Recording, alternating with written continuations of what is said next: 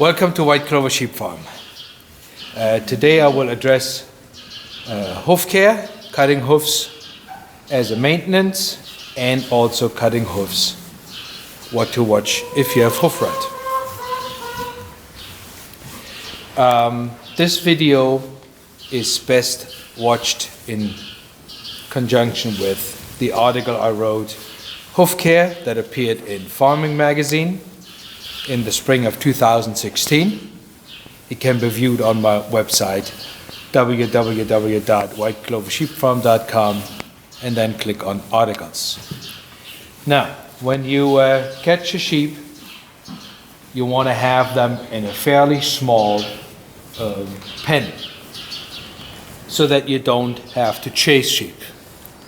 General rule should be work with the natural behavior of the sheep. Don't work against them, then you will be fighting them. If you have them in a small pen like this, you can either catch them with a crook or you can catch them by hand. When you catch them with a crook, this blue leg crook that you can purchase from Premier One Supplies is what I recommend.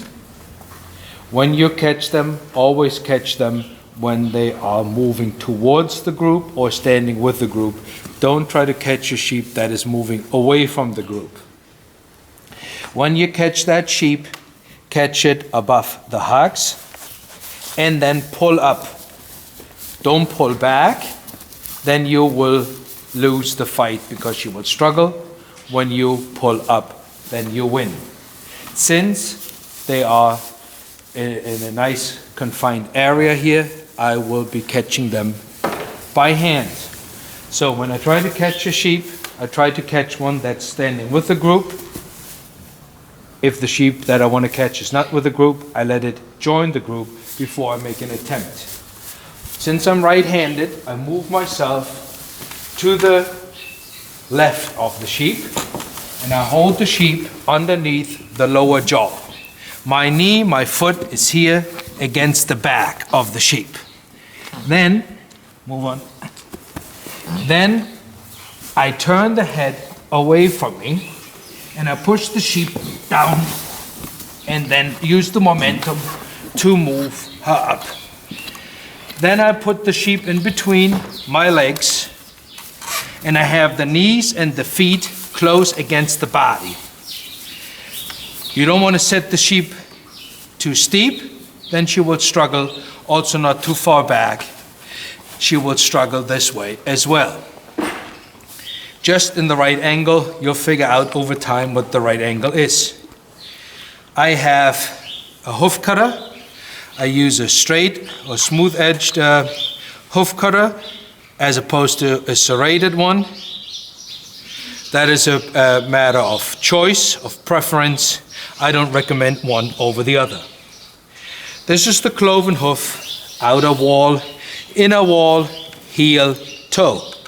You want to cut the toes back, and you do so in stages so that you don't cut into where it hurts. When you see white or even pink shining through, no later than that, you should stop. The outer wall has to be cut in a straight line, and as you do this, you may cut a little bit on the heel as well. The inner wall is hard to cut with the hoof cutters. For that, I will use later a knife. Heel and outer wall, heel, outer wall, cutting back the toe. Sometimes you can cut a little bit on the inner wall. Sometimes you want to cut a little bit back here because otherwise grass and dirt can get stuck there and can form plugs that then make the sheep limp. Toes back in an angle, outer wall straight.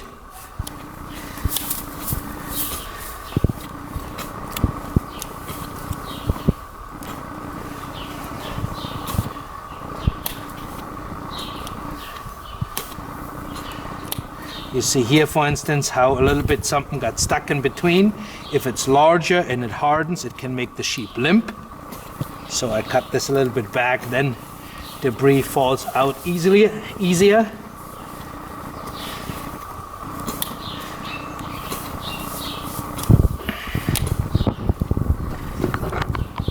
All right, that's all I can do with a hoof cutter. Now I use a knife. Make sure the knife is sharp. I use this knife from Schade called Old Timer. It has 3 blades. Overall length is 4 inches. There are smaller ones that will not be suitable. Knife has to be sharp. You will not be able to cut properly with a knife that's not sharp enough. You take the hoof, you hold it with the thumb below the hoof. If you have your thumb too high, you will cut your thumb. And now here, in an angle, you cut away the inner wall. Now, if you have no hoof rot, your job is done. It's not about beauty. It's not a nail salon. It is that you keep the utility intact. If you cut too much, you will have the sheep limping because they run themselves wound. If you have hoof rot, everything that appears to be a cavity, you want to cut away, because this is where the bacteria can thrive. Any cavity. You see here how this is bleeding? That is because of the plug that was in there that I removed. Now, you see here a slight cavity. You want to cut this without that the sheep bleeds. If it bleeds and a hoof rot is in there, it will start all over like you never even cut it. So you chisel away small pieces so that you get the cavity without cutting into the life part of the hoof. You see here, slight cavity, just an overgrown hoof. So this will do as far as cutting the hoof is concerned. Now, as a bonus, let's talk about vaccination. This is Barvac CDT against overeating disease and tetanus. This is the booster shot that the sheep gets annually, and it is supposed to be applied SQ, which stands for subcutaneously, which is a fancy Latin word for under the skin. You lift the skin fold here in the armpit. It gets 2 cc. I'm going to give it 1 cc to show you a second spot, which is here, which works well as well. Now,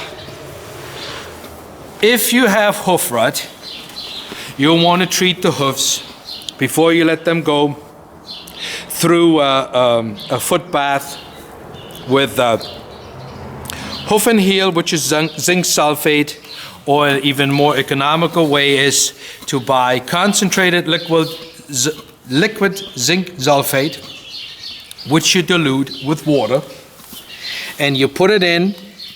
And if you have hoof rot, you rub it in between the cloven hoof. Here is where it likes to start. If you do have hoof rot, you want to press it even in and use it liberally. If you're conservative, that's the one time you want to be a liberal. Don't skimp on it. You want to have it soaked. You can also use that as a preventative measure if you want to avoid any hoof problems. Once you're done with the sheep, you can mark the sheep. If your sheep limps, you can mark it also on the ear. And what I like to do if I have a sheep limping, for instance, because of a foreign object, like a stone or dirt or gravel that caused an infection, I also mark it so that I know that was the leg where she was limping. So if she limps elsewhere, that I know that I still have to look and see what the cause is there. Then you let the sheep down. Just let it down to the side that it doesn't struggle. Voila. good for another year.